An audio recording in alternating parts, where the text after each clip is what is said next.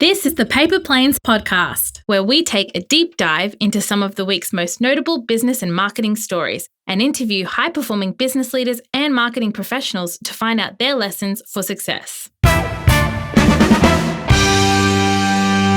And I've seen, a lot of businesses who initially started with an idea and they kept on moving, pivoting, and, they finally sold something that people do want. And with courses, you need to be able to sell this transformation before anything. Welcome to episode number 86 of the Paper Planes Marketing Podcast with me, your host, Simon Dell. If this is your first time here, you're in for a bit of a treat. We have a guest called Tom Libelt, who is who's currently living in Thailand, but originally from Poland. And he runs a business called WeMarketOnlineCourses.com. I'm not going to be condescending enough to explain to you what his business is, because if you can't work it out from that URL, then perhaps you shouldn't be listening to this podcast. But given where we are at on the 30th of April, as I record this in 2020, in the middle of a coronavirus crisis that has pretty much decimated the world, sadly, with many tens of thousands of deaths, but also with millions of businesses and livelihoods shut down and in some cases shut down forever.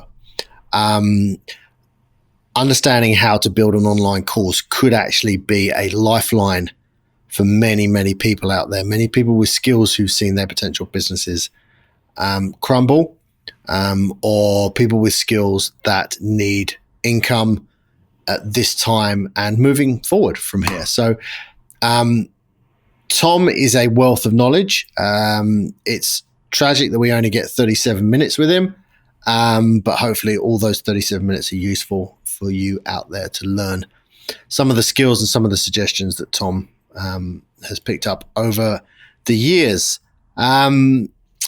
Before we jump into that, we'll do normal housekeeping. If you are interested in talking to me or Matt about our business, we are digital marketing consultants. We work with people all around the world. Our website is flypaperplanes.co. So by all means, come and see us. You can find me on LinkedIn, Twitter, Instagram, Simon Dell. There's a few Simon Dells out there. One that does some very strange photography, but I think you can probably guess which one is me. Love to talk to you. Love to have people connect with me on LinkedIn, and especially people that can connect and let me know if they found any of our podcasts useful. If you do get an opportunity, this is podcast number 86. There were 85 before this. There are some fantastic guests out there. Please go back and have a listen to some of them. My last little bit of housekeeping is Gilberto. Gilberto is our sound engineer who puts all this stuff together. He is at thepodcastboss.com.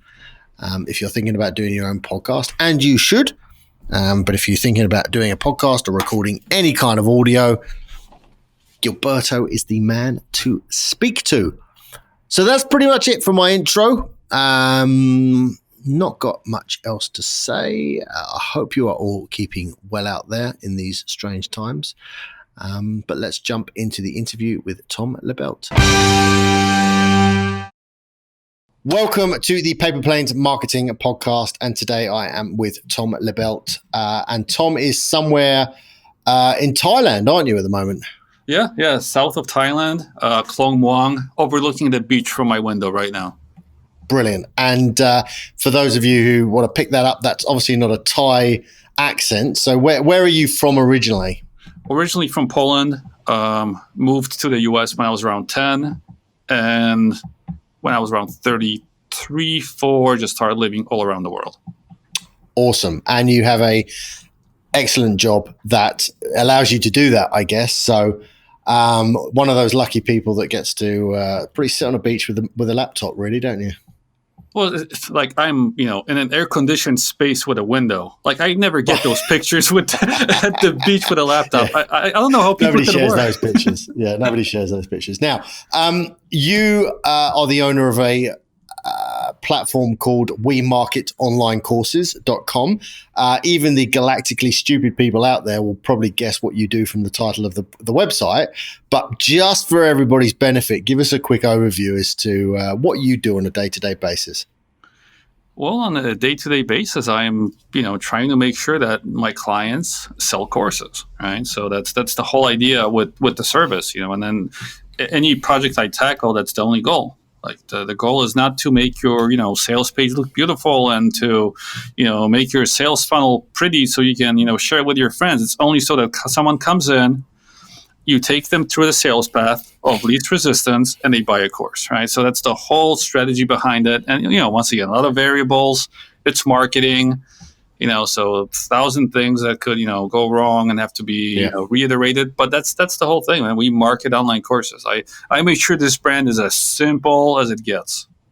Well, it does sound simple, but I guess the process for what you go through is fairly complicated. So we're going to talk about that today. And we're going to talk about that because you and I have spoken before, but we're going to talk about that.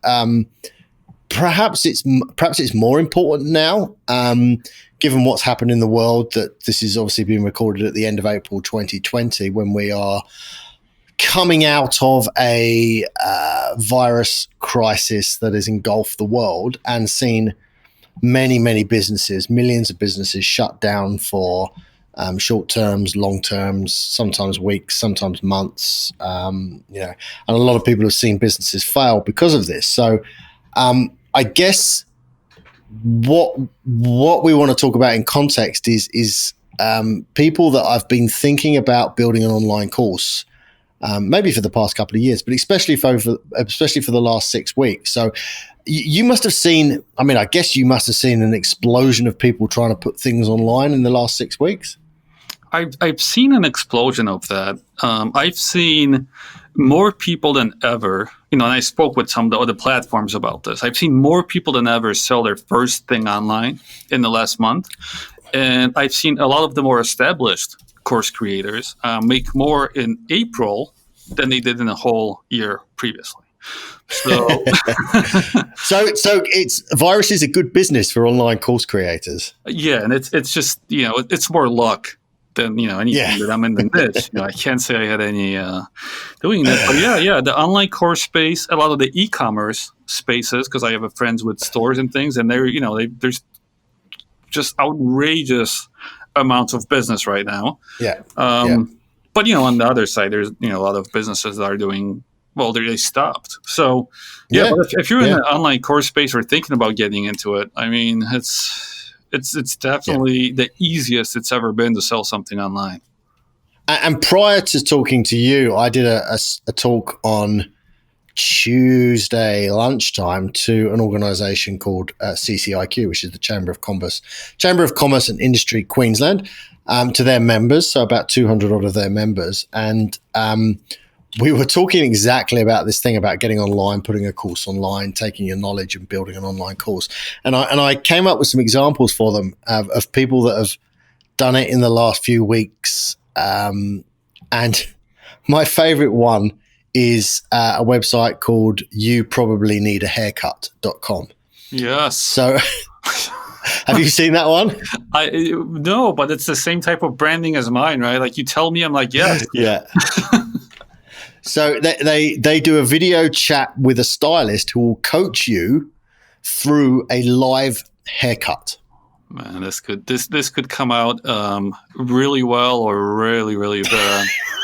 I'd imagine there is a massive disclaimer at the start as you sign up saying that the terrible haircut that you're about to inflict on yourself has absolutely nothing to do with them.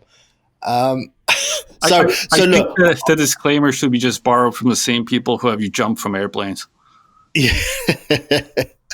Look, I think it was a fantastic idea. I found it the other day and I thought, there's always winners out of these situations.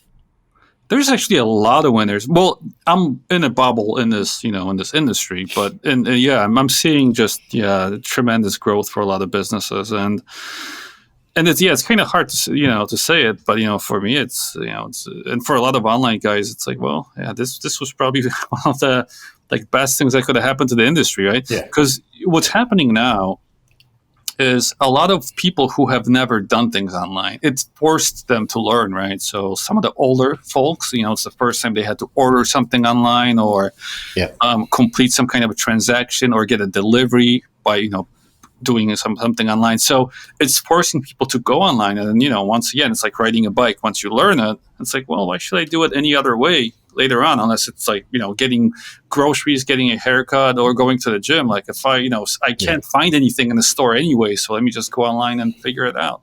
Yeah. So it's a great thing in online space.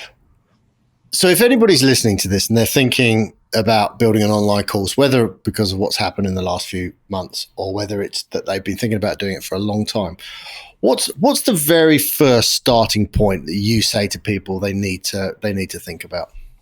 Just have the expertise, But that obviously sounds fairly obvious now you say that. But yeah, okay, no, go on, keep going. Yeah, so I've spoken to a lot of people who come up to me with ideas, and the thing with a course is you need a transformation. So like you take someone from my hair's a mess, now I have a great haircut, and there's obviously the transformation happened. There's a value on that. How much does a haircut cost? So you need these components in every course. But I do run into people who like, well, why you want to build this? Oh, I just been traveling for the last few months, now I want to go back to work. I'm like, well, but that doesn't qualify you to give diet advice, Or, someone recently, I'm creating a course on, how to not get sick from COVID. I was like, are you a doctor? He's like, no, I'm an SEO guy. I was like, well, there's a disconnect, right? Like, I'm not qualified to give you any advice to anyone. I'm not working with you. So, just the expertise, right? Like, obviously, you need to know what to teach someone. Like, and it could be something you experience or you've done, or you can show some examples that you've led people through. If you have that already, and then so on, you can actually draw out this transformation. You have the expertise. Then the second piece is there a value to it? Some courses are easier to value than others, right? Like, if I'm teaching you how to, let's say, pass a course yourself. So pass an exam, get a certification, right? There's a much easier transformation value there because it's external, right? Some companies said, like, I will hire you if you pass the Series 6 or pass the CPA exam. And they know if they don't pass it, that's a $60,000 job out the window. Very easy to put a value on it. Where others, it's not. I'm going to teach you how to speak better. Or I will teach you how to perform better. Like, you have these very vague transformations. And then, a part of the marketing process, which is 80% of the whole job in selling it, like from a course, is figure out, one, how do we put a value on this? How do we position it so that there's not only a product and market fit, which you need to sell anything, service anything, there's got to be a fit. There's also an educator fit, right? People need to like you and want to learn from you, right? So we need to position the whole, it's like a triangle that needs to kind of match up for you to have this, thing work. So let's assume that you've got the experience, you've got the knowledge, you're confident that you've, got a transformation that you can take people on. Would you be sitting there saying to people, right, that you need to map that course out, you need to write it all out, break it up into segments before you start recording stuff? Or is it, start recording stuff and then work it out as you go along? What's the best process for you? Well, I usually, anytime I sell something, right, I want to make sure that the market wants what I'm selling before I make it, before I really build it, And with courses, you need to be able to sell this transformation before anything, right? So you need to sell people an idea that, yes, I will give you, $297 to help me with something. So that there's a want, the market wants this. And, then you can create the course based on whatever's sold. So pre-selling is a big thing, but, think of it not as, I need to design a beautiful funnel and put all the steps. No, like initially, you just need to make sure that people want to buy this transformation from you. Right. And you can say that, you are, selling it at a discount to the first 50 people. And, the course will start in 2 weeks if we get 25 people in. If not, I will refund all the money. Like, you can, position it in different ways. But the danger of building everything up front, and I've seen this happen, is, someone comes up, it's like, Tom, I built this huge thing on how to build private practices stress-free. It's a great course. People are stressed out, and I want you to market it. I'm like, okay. One, stress means different things to different people. That's a very vague transformation. Saying you're going to be stress-free. Yeah. I don't know what the value is. Like, I don't really get stressed out from work, so the value to me would be zero. Maybe to someone else is more. So one, that's a big problem. You haven't sold any of these. So you haven't tested the market. It's possible that if I start positioning it, people will say that I don't care about your stress-free transformation. I want to get my first client, or I want to, something else. And then your course now doesn't fit what the market wants. So I've had these situations, like, with a public speaking course, I've found that people want to know how to persuade others into doing things more than be able to public speak, right? So once again, I was like, that's a beautiful course, but nobody cares about it. And what I'm able to sell, you just don't have, so you have to remake, right? So that's the danger of building before you test the idea, right? Now you can, create the outline, because if you're selling a transformation, you'll tell them the steps. Like, you're not going to tell how or why, but you just tell them these are the steps, this is the value, this is how I'll transform you, and this is, do you want it? And if people say yes, well, then you got a business going. If they don't, then, think of that saying, people said, like, it takes 10,000 steps to master anything. Well, it takes 10,000 reiterations to make a great business. So you reiterate until people do want it, right? So you just find that thing. And I've seen, a lot of businesses who initially started with an idea and they kept on moving, pivoting, and, they finally sold something that people do want. And it's in the same niche, same buyers, but just very different angle and different outcome in some ways. But pre-selling is key, at least the idea, right? So one thing I can add that I've seen, because we're talking about high value courses, right? We're not talking about the crap sold on Udemy. Yeah. Often it's an application to a phone call, right? Because if you can sell and, see what the people are, where's the friction, the objections, things like that in the first 25 sales, that is all you need to create a sales page or a video that will now work without you having to make those phone calls. Right. So you're using that data. You actually, I recommend highly to initially talk with your customers, because they'll give you everything you need for the copy. You don't need to worry about copywriters or any nonsense out there. That's all you need. That's all the weapons you need to kind of get your, website working. Would it be worth people like doing a short, maybe an hour-long course or something and testing that out in the marketplace before they obviously sit down and record lots of content? Is that worth doing it? I mean, once again, it could be a completely wrong course, right? Like, it might make more sense where, let's say you have an outline, right? And you came up with 30 modules, right? Like, because it's going to take these many to teach people, right? So there are going to be some key concepts that you will teach someone, right? And often I would test maybe this key concept theory to sell the course, right? So let's say if we have, 4 different concepts, and then little gold mines in there, like this golden nugget, that golden nugget, this helps a lot. That moves people through. Why not do like a 3-day challenge around one of them? Why not try like a 3-day mini course that just teaches people this one little concept, and they're like, oh, wow.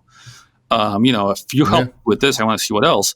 But what that does too is it gives you the entry point. It shows you where the interest is, and it kind of helps you build on the back of that, right? Because then you can be like, well, I know what brings people in, and I know that this is a good path. But now, what else, from this course does the rest work, right? Like, if I teach you how to be comfortable in front of the camera, just example, that'd probably be a crappy idea.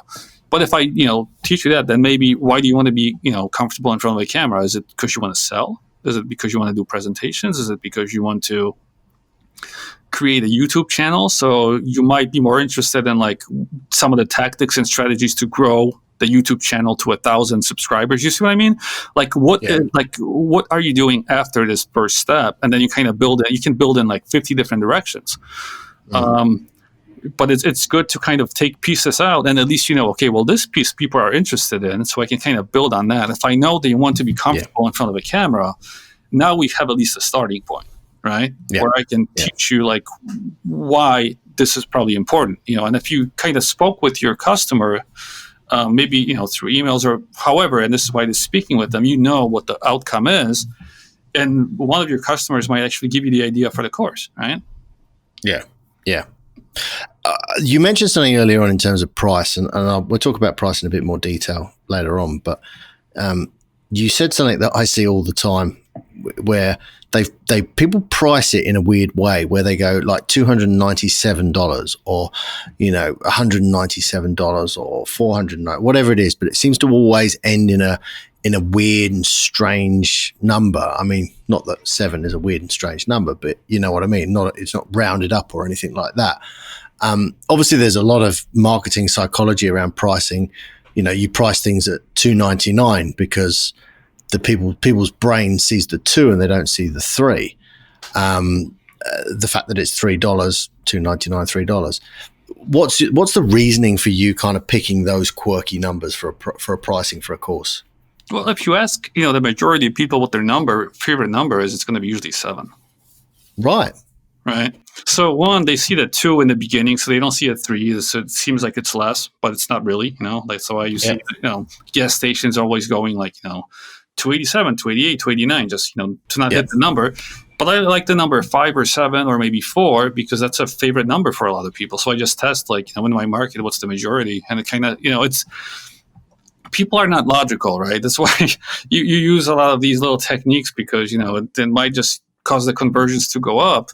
And there's like no real rhyme and reason for it. But for me, I always think about it. That's the most common lucky number for people. And they're like, oh, okay.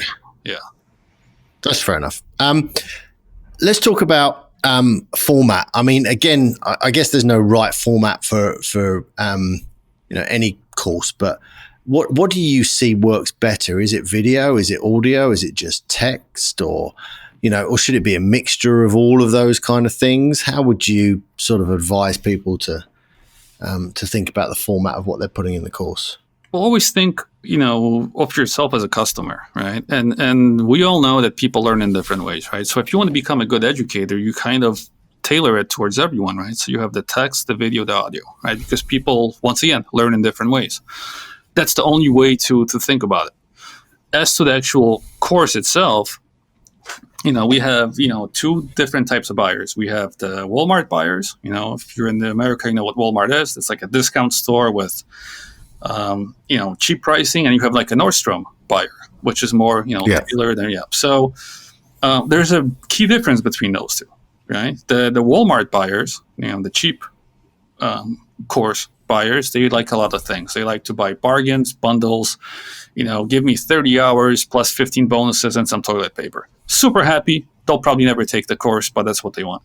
The Nordstrom buyer, and this is where you're going into that, 300, 400, 500 and up, price range, they value their time, right? So they actually know that, maybe 1 hour of my time is $100. So if you're going to sell me a 30-hour course, that's $3,000 or whatever of my time, plus the price of your course. And, so what they're looking for is the quickest and easiest way to transform, to take your course, right? So if they're trying to run a campaign on Facebook, if you can help me in 30 minutes to do the same thing as this other guy's promising in 10 hours, I will pay you that premium because this is what I want to do as fast as possible, efficient, right? So when you think of your course, if you're pricing it higher, you actually want it to be as, fluff-free as possible.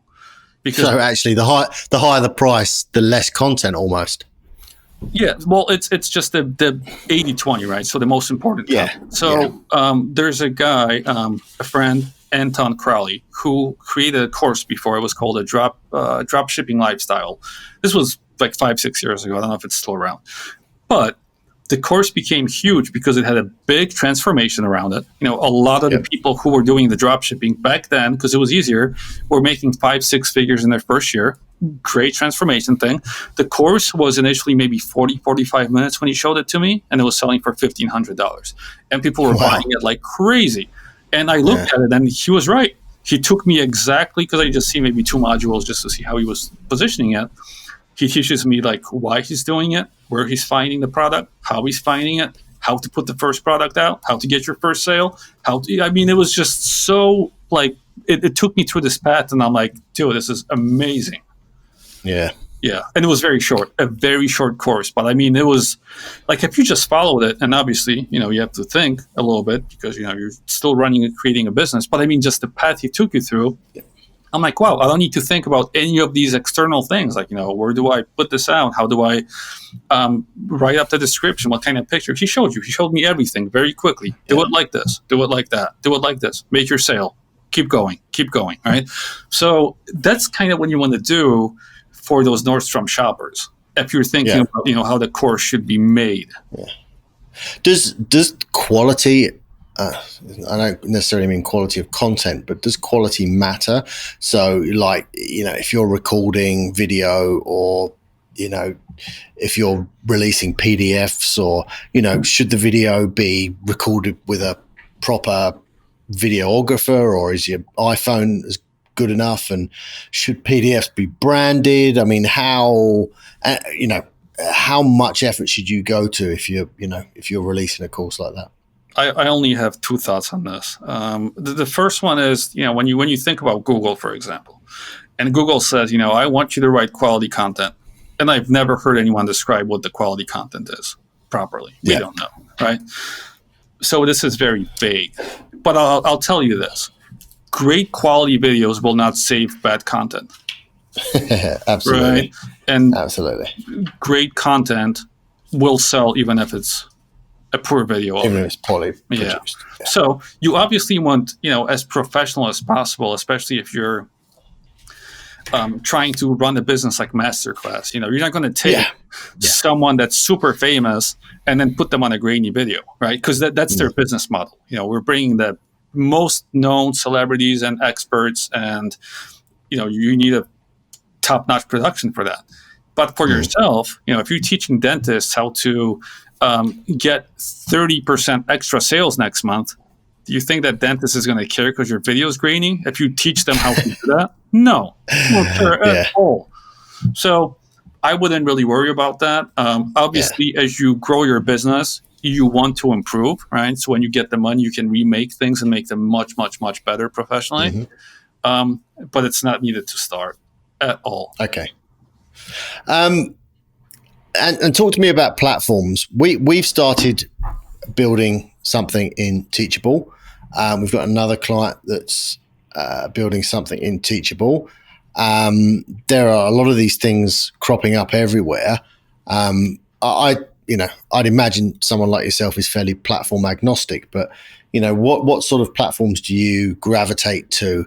And when we spoke before, you also mentioned about taking the payment processing outside of some of these platforms. So interested to hear about that as well. So I'm big on control, right? Like if I'm thinking of my own business, I really, want to control the process. I want to control my sales pages. I want to control my payment process, and then the only reason the platforms exist is to host the course, right? Yeah. And almost all of them do it poorly. Right. I mean, it's ridiculous, right? Like Thinkific and Teachable, I like both, and they're both known for downtimes, and Teachable customer service is horrible. Thinkific has their own problems. We had a payment problem once, I remember, where PayPal didn't work for a week and they didn't tell us till 5 days after. So like I feel like, okay, fine. Like your only job is to host the course, and you're barely doing that properly. So I'm definitely not, like you need to go with this or that platform. I think initially either of them will work. Zenler has been getting a lot of attention lately because they're making the sales process easier, which means they're helping you sort of map things out and then put them up. But once again, there's a control aspect. Do you really want that platform to do that? right? Even if it does it well. Yeah. Kajabi, I know a lot of people have, it's a little harder to maybe set up than just uploading, but it's, a lot of people are very happy with it. And those are, I think, like the big four that I usually work with. Okay. But I don't think the platform really matters as much. Whatever you put it on, eventually, if you get big enough, you're going to build something custom of your own. That's what always happens, right? If you get big enough. But yeah, platform's a platform. So I guess, you've got your platform, you've got your content, you're the expert, you've tested it out with the marketplace. I guess the last step is really building audiences. And I'm interested to hear your thoughts in, the best way of building audiences. I'm also interested to hear your thought, because when we spoke last time, you said something to me that really kind of, blew my mind or put the light bulb on, is that there's a 1 year lag or a 365-day lag between someone finding out about you and then actually purchasing your course. So talk to me about that, because that's really interesting. So if you've been in the online space for a while, like the main thing that people are scared of is the scammers, right? Because making money online, people come, people go. So half the battle is to get people to trust you.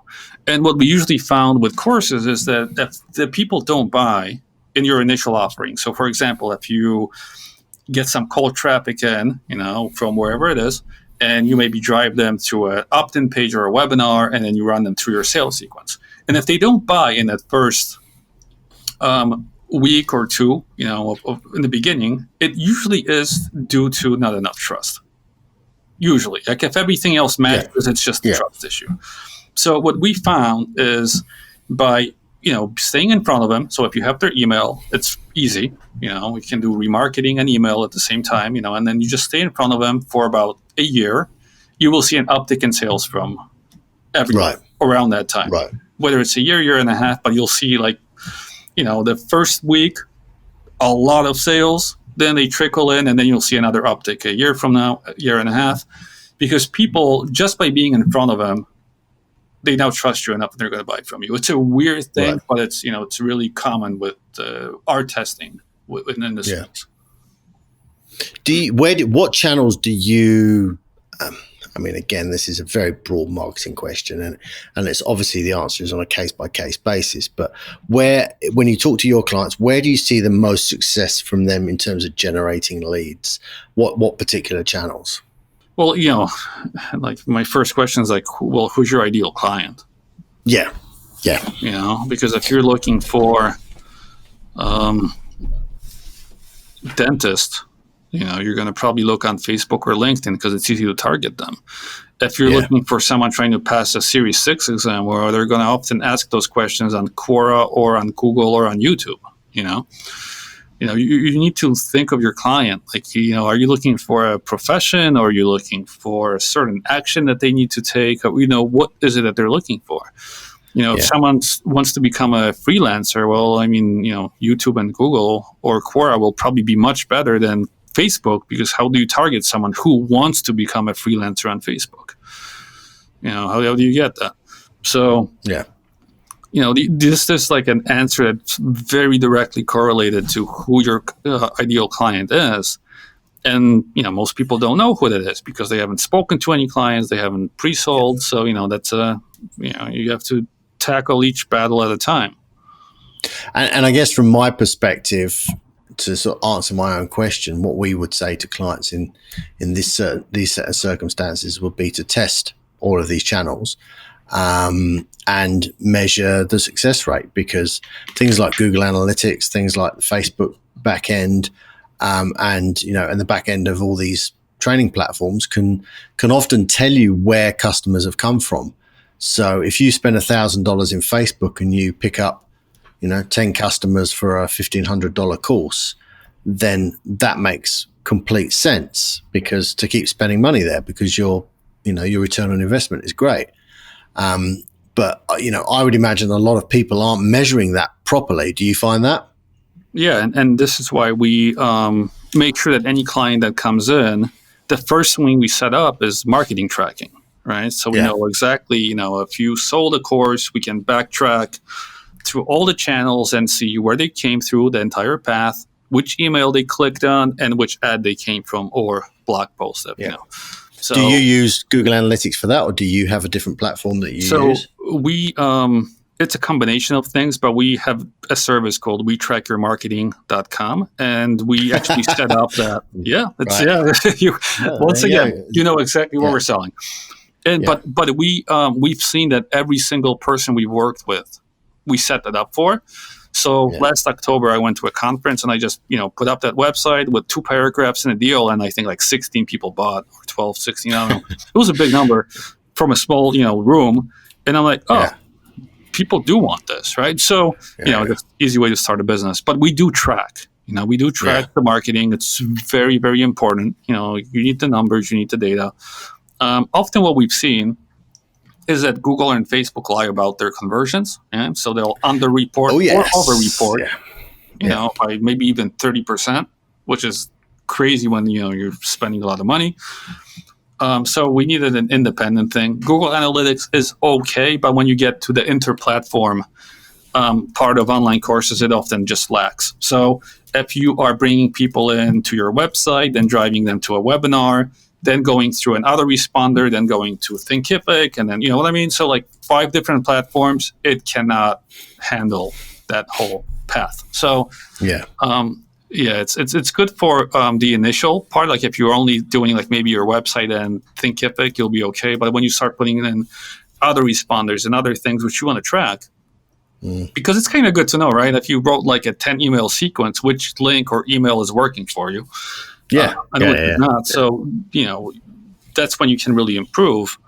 But tracking is key in marketing. And this is one of the funniest things too. Like I always tell people, if you want to stop, losing money on marketing, start tracking first. Yeah. I guess there's a lot of information there that you've given us today, and a lot of really good information for people who are thinking about building a course, or even people who've already built a course and it's perhaps not been as successful as they thought it would be. I guess my last couple of questions for you would be, what courses have you seen out there? And they might be customers of yours, and they might not be customers. And you've mentioned a couple earlier, but people that do this stuff really well, who is out there sort of really kicking goals in the marketplace? The ones I've seen most consistently to work really well is if you help someone pass an exam that they need for something. Right? I've seen those over and over, just killing it. Because they have that external motivation, right? So it's 2 things. They'll have the value on the transformation, and then they'll have almost like a timer running, a deadline timer, right? Because that job says you have until next week or next month. And if you don't, so like, you don't even need to tell them like, oh, I'm only selling this for 5 days. Like, no, they already have that. Now it's just, you providing that. So I found those work really well.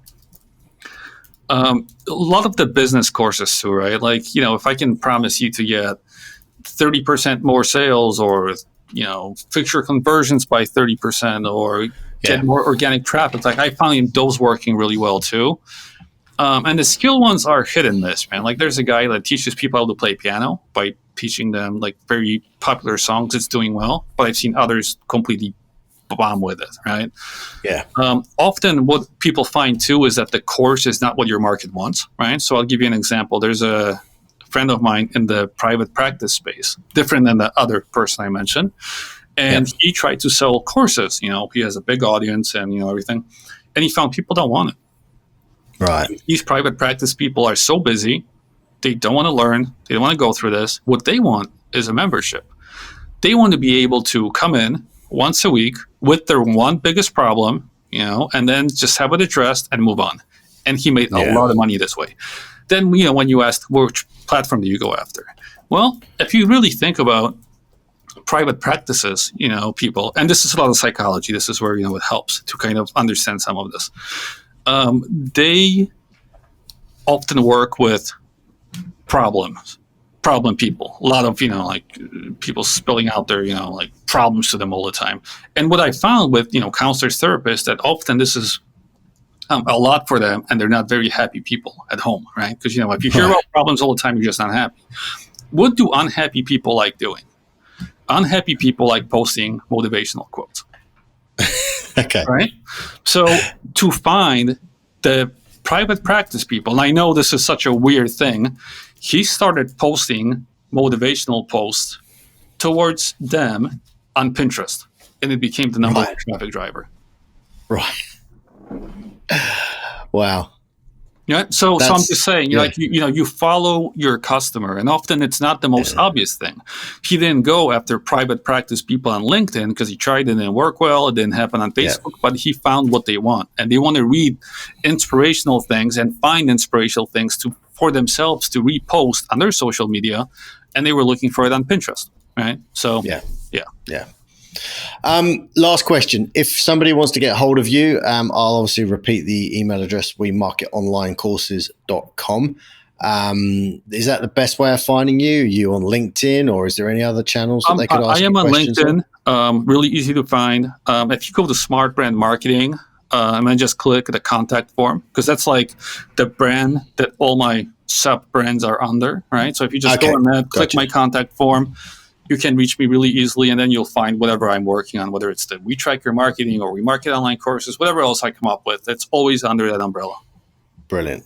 Mate, thank you very much for your time. It has been, it's been very, very interesting. I think even more so given the times that we're going through at the moment, and hopefully people out there that are thinking about, pivoting their business so to take it more online can take some of the ideas and suggestions that you've made today and actually have some success with them. So thank you very much for your time today. Yeah, thank you for having me.